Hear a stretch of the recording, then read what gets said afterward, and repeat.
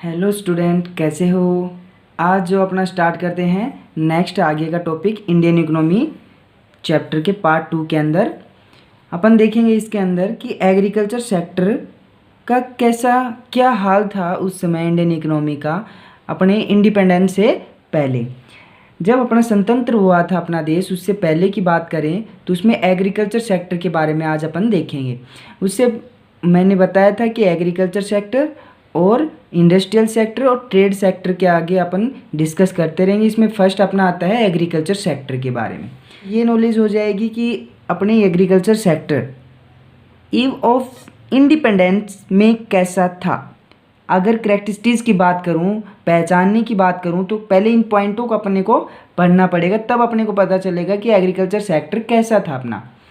Low production and productivity, इतना तो पता है कि अपना जो स्वतंत्र था ही नहीं देश, तो किसके अधीन था, ब्रिटिश राज के अधीन था। तो उसमें गवर्नमेंट क्या करती थी, वो अपने अकॉर्डिंग खुद का बेनिफिट सोचने के लिए, बेनिफिट करने के लिए सारा का सारा वो प्रोडक्शन करती थी एग्रीकल्चर सेक्टर में। तो first point, low production and productivity. सबसे पहले ये बताओ कि लो प्रोडक्शन और प्रोडक्टिविटी होता क्या है। देखो, लो मतलब तो कम, प्रोडक्शन मतलब टोटल आउटपुट। मैंने कल भी एक बार डिस्कस किया था फर्स्ट वाले पार्ट्स में। अगर वो पार्ट्स आपने नहीं देखा है तो मैंने डिस्क्रिप्शन में लिंक डाल दिया है, प्लीज़ जाके उसको देखना। तो प्रोडक्शन का मतलब क्या है, टोटल आउटपुट पर हेक्टेयर, मतलब टोटल आउटपुट पूरे जो इंडियन इकोनॉमी के अंदर, या अपन बात करें कितना पार्ट है एग्रीकल्चर का, उसके अंदर टोटल आउटपुट कितना है।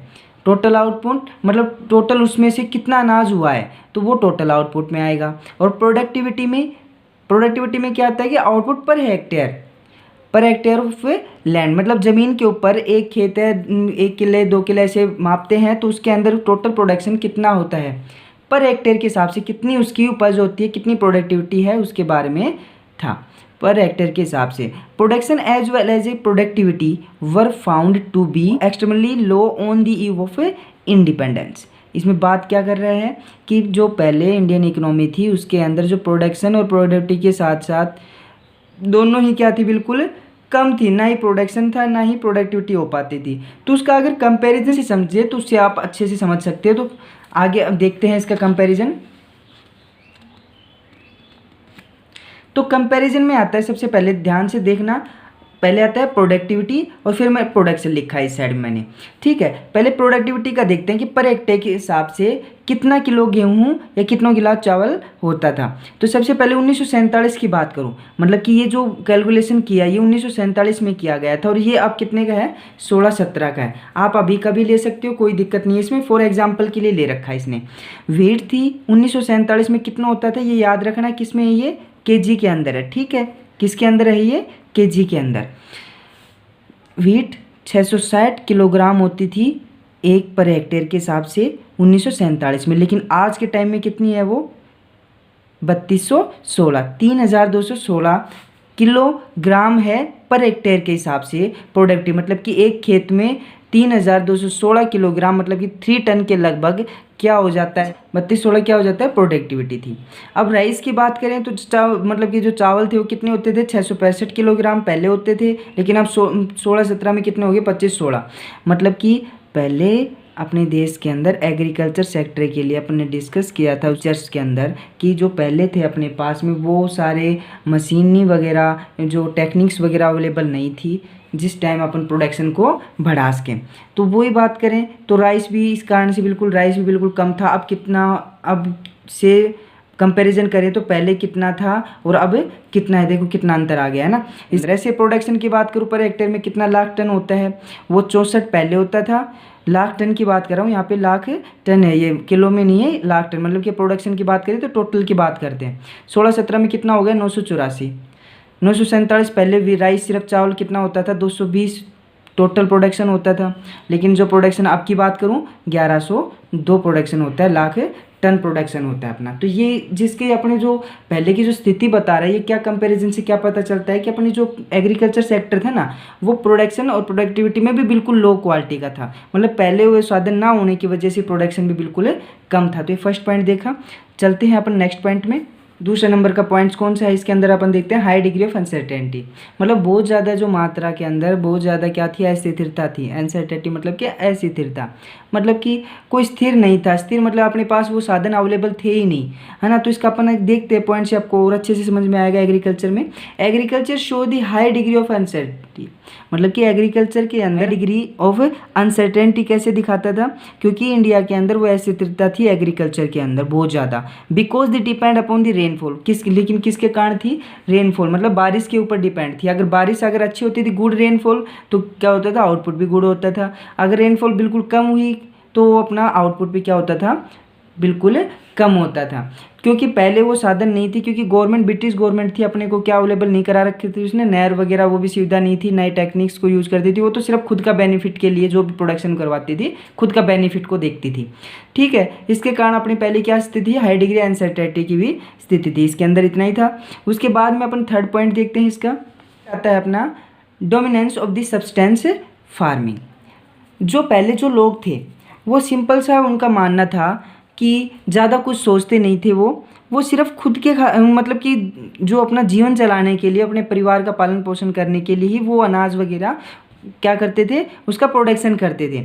तो dominance of the substance farming का, substance farming is the form of farming which the crops are produce to provide for the basic need of the family. सिर्फ किस लिए प्रोडक्शन करते थे, कि जिससे इतना ही प्रोडक्शन करते थे उसके बेसिक नीड्स पूरी हो जाएं, ठीक है। मतलब कि क्या होते थे, मोस्टली क्या करते थे, सब्सटेंस था। सब्सटेंस मतलब क्या होता है, खुद का जीवन निर्वाह जो किया जाता है, कैसे निर्वाह किया जाता है, वो उसके बारे में अपन बात करते हैं। इसमें क्या होता था, उनके पास में बहुत ही कम मात्रा में, जैसे कि अपन ने आप प्रोडक्शन किया तो इतना ही प्रोडक्शन होता था कि मार्केट के अंदर सेल भी नहीं कर पाते थे, है ना। सेल मतलब बेच भी नहीं पाते थे, इतना ही प्रोडक्शन वो कर पाते थे। क्यों, क्योंकि वो कॉमर्शियल आउटलुक, क्योंकि उनको कॉमर्शियल जो भी वर्क था उनका ज्ञान ही नहीं था कि मार्केट के अंदर कैसे प्रोडक्शन को सेल करते हैं, कैसे नहीं। तो जिसके कारण भी अपने इंडिया के अंदर क्या होगी, पुअरनेस बढ़ी, एग्रीकल्चर सेक्टर में बैकवर्डनेस आया। इस आगे देखते हैं फोर्थ नंबर का पॉइंट है अपना, वो क्या है, gulf between owner of the soil and tiller of the soil. इसका मतलब क्या होता है कि जो ओनर थे, जो मालिक, जो ज़मींदार बनाए गए थे, जो सभी मतलब कि जो किसान थे उनके ऊपर एक ज़मींदार बना दिया गया था, जिसे अपन ओनर भी बोल देते हैं। उन जो खेती का जो मालिक था वो, और जो मजदूर थे उनके बीच में बहुत बड़ा अंतर था। कैसे अंतर था, कि जो मालिक होते थे, ओनर, जो वर्कर होते थे, उनको बहुत ही कम जो कॉस्ट होती थी, जो वर्क करते थे उनको आउटपुट तो मिलता था लेकिन बहुत कम मिलता था। लेकिन उसके बदले में जो उनके ऊपर जो रेंट लगाया जाता था, जो पहले सुना भी होगा, लगान लगाया जाता था, वो बहुत ज़्यादा था, है ना। क्योंकि जो ओनर की जो कॉस्ट आती थी वो उस प्रोडक्शन करने के बाद में मालिकों को वो कॉस्ट भी नहीं निकल पाती थी, है ना। पहले प्रोडक्शन, इस हिसाब से ओनर उनसे वसूल क्या करते थे, वो खुद का बेनिफिट देखते थे और बहुत ही कम मात्रा में प्रोडक्शन करने की जो कॉस्ट निकल पाती थी, है ना। ये इसके अंदर था golf between owner of soil. 5 number का आगे पॉइंट देखते हैं। उसके अंदर है अपना small and fragmented holding. Small and fragmented का मतलब क्या होता है, छोटे छोटे हिस्सों में जो खेत को बांट देना, है ना। वो छोटे छोटे हिस्सों में बांटते, सभी किसानों के पास में ये छोटा हिस्सा इधर कर दिया, फिर उसके बाद में 4 हिस्से इसमें कर दिए, उसमें मजदूरों को लगा दिया। तो पहले ये चलता था। इसमें समझने के पॉइंट क्या है, land holding were both small as well as fragmented. जो ज़मीन थी उनके पास में, उनको छोटे हिस्सों में और बिल्कुल पार्टिसिपेशन कर दिया गया। येल्डिंग अलाउ दी आउटपुट एयर हाई कॉस्ट। उसके बाद में क्या कर दिया, उनके जो कॉस्ट आती थी वो बहुत ज़्यादा आती थी। समझने की बात ये है इसके अंदर, पहले एक खेत था, अब उसका पार्टिसिपेशन कर दिया, मतलब कि अलग अलग हिस्सों में बांट दिया। इसी के अंदर 10 मजदूर इसके यहाँ लगा दिए, 10 यहाँ, 10 यहाँ, 10 यहाँ। ये भी इतने मजदूरों को कहाँ से खर्चा भी देना ज़रूरी है ना। तो इस हिसाब से जो भी यहाँ पे जो दीवारें जो बनाई जाती थी, अलग अलग किया जाता था, इनके कारण भी ज़मीन कम हो जाती थी, है ना। तो जिसके कारण क्या हो गया, कॉस्ट बढ़ने लग गई और उनकी इनकम कम होने लगी, जो वर्कर थे, जो किसान थे। उसके हैं आगे 6 नंबर का पॉइंट, जो कि है land revenue system under the British Raj. मतलब कि जो भी इनकम उन्हें मिलती थी, रेवेन्यू जो सिस्टम बनाया गया था कि कहाँ से इनकम जनरेट मिले, कहाँ से उनको आय हो। तो ब्रिटिश ने क्या सिस्टम बनाया कि जो मालिक था, जो किसान थे और जो खेतों के जो मालिक बनाए गए थे उनके अकॉर्डिंग ही रेवेन्यू का सिस्टम बनाया। उन्होंने क्या कर दिया, owner of the soil and tiller of the soil the popularly knows the zamindari system, जिसे अपन किस नाम से जानते हैं, जमींदारी सिस्टम। देखो मैं एग्जांपल जैसे कि अपने थ्रू से एग्जांपल लेते हैं कि कुछ किसानों के ऊपर खुद मतलब कि 10 20 या 30 किसानों के ऊपर एक जमींदार सिस्टम बना दिया कि वो उसका सारा देख रेख करेगा और जो भी इनकम होगी वो हमको कुछ % ला के देगा। तो ऐसे जमींदार सिस्टम बना दिया। इस the properly knows the zamindari system, इसने जमींदार को क्या क्या काम दिया गया, permanent owner of the soil, उन्हें परमानेंट सोइल बना दिया, मिट्टी का जो भी किसान था किसानों के ऊपर। Pay fee fix of the government the land revenue, जो भी इनकम होगी, जो भी खेती से इनकम होगी वो कुछ % फिक्स कर दिया गवर्नमेंट को देनी पड़ेगी। कौन देगा, जमींदार। उसके बाद में आता है free to extract much more the tiller of the soil as they could. इसके अंदर क्या कर दिया, उन्होंने फिक्स कर दिया कि आप कितना भी वसूल कर सकते हो, वो फ्री थे, उनके ऊपर कोई रोक नहीं थी। गवर्नमेंट को सिर्फ फिक्स देना पड़ता था कुछ %, बाकी वो किसानों से कितना भी वसूल कर सकते हैं, कौन, जमींदार। अब उसके बाद में देखते हैं इसके कारण हुआ क्या क्या, क्या अनलिमिटेड एक्सप्लॉयटेशन, उसके ज़्यादा बहुत ज़्यादा क्या हो गई, शोषण हुआ किसानों का। और ज़्यादा इनकम बढ़ाने के लिए उन्होंने क्या कर दिया, रेट्स भी बढ़ा दिए, किसके ऊपर, जो खेती थी उनके ऊपर रेट्स लगान वगैरह बढ़ाना शुरू कर दिया। तो जिसके कारण भी उनकी क्या होती थी, लैंड रेवेन्यू सिस्टम था ब्रिटिश राज का, जिसे अपन बोलते हैं। आगे का नेक्स्ट पॉइंट अपन देखते हैं, force commercialisation of the agriculture. देखो फोर्स कॉमर्शलाइजेशन एग्रीकल्चर में क्या होता था, ब्रिटिश गवर्नमेंट ने जो भी कॉमर्शलाइजेशन का मतलब होता है जो मार्केट के अंदर जिस चीज़ की डिमांड हो उस चीज़ का प्रोडक्शन करवाना, है ना, तो वो कॉमर्शियल के अंदर आता है। तो ऐसी खेती करवाना जो मार्केट के अंदर डिमांड हो बहुत ज़्यादा, उस चीज़ को फोर्स करना, कॉमर्शलाइजेशन एग्रीकल्चर का मीन्स। इसके पॉइंट अगर देखें की पॉइंट्स, तो means shift from the cultivation for the self consumption to cultivation for a market.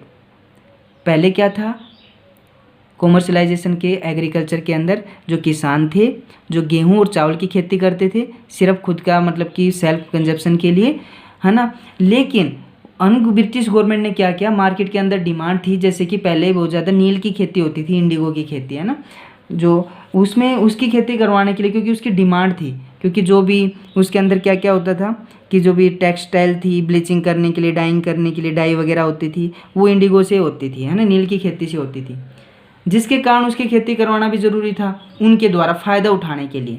तो उन्होंने क्या कर दिया, जो उनको फोर्स किया गया कि आप जो भी खेती करते हो गेहूं की और चावल की, उनकी जगह आप इंडिगो की खेती करो, है ना।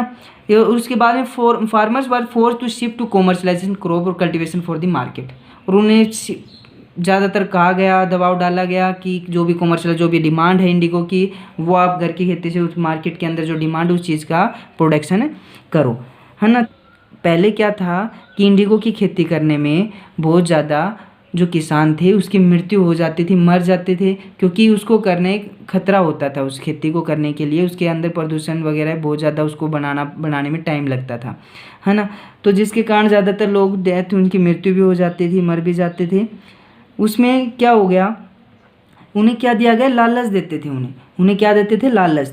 उन कैसे, या तो वो either lord are force to accept the advance payment, मतलब क्या करते थे वो, एडवांस पेमेंट के लिए भी उन्हें क्या करते थे, प्रोत्साहन करते थे। पहले ये बताओ, किसान को एडवांस दे दिया, किसानों को क्या था, पहले बेचारे वैसे भी कमज़ोर थे और वैसे भी उनको पैसे की आवश्यकता थी, तो उनको लालच दे देते थे। जो नहीं मानते थे उनको फोर्स मतलब कि उसके अकॉर्डिंग समझाया जाता था, है ना। तो इसमें क्या होता था कि जो भी उन्हें फोर्स कर दिया, पेमेंट दे दी, तो पेमेंट इतनी दे देती तो इंडिगो जाके वो बेचारे लालच की वजह से करने लग जाते थे काम, है ना। तो उनको पैसे की ज़रूरत थी, पैसे मार्केट के अंदर जो भी डिमांड थी उस चीज़ को वो करवाने के ऊपर ज़्यादा ध्यान देते थे, कौन, ब्रिटिश गवर्नमेंट।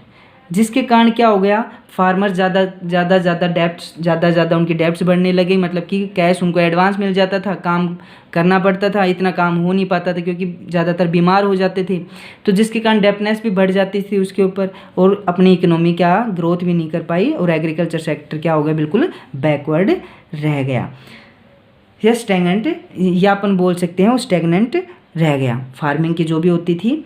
अब ये इसके 7 पॉइंट थे, मैंने अच्छे से आपको करवाए, अपन इसको रिपीट करते हैं एक बार। तो फर्स्ट कौन सा था, लो प्रोडक्शन एंड प्रोडक्टिविटी, और उसके बाद में सेकंड नंबर का पॉइंट कौन सा था, वो था high degree of uncertainty. Third number का पॉइंट था अपना डोमिनेंस ऑफ सब्सटेंस फार्मिंग, और जो था gulf between owner and soil tiller of soil था। लास्ट फिफ्थ नंबर का पॉइंट था अपना स्मॉल एंड फ्रेगमेंटेड होल्डिंग था, जो छोटे छोटे हिस्सों में बटा हुआ था खेत।